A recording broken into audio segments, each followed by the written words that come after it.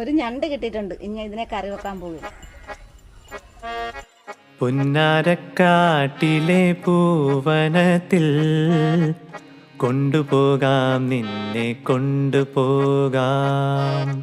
എന്തു തന്നാലെന്നെ കൊണ്ടുപോകും കാക്കക്കറുമ്പ കള്ളക്കുറുമ്പ.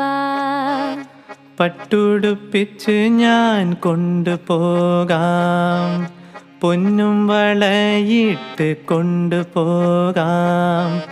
പന്തയം വച്ചൊരു മുത്തം തന്നാൽ കൊണ്ടുപോകാം, നിന്നെ കൊണ്ടുപോകാം.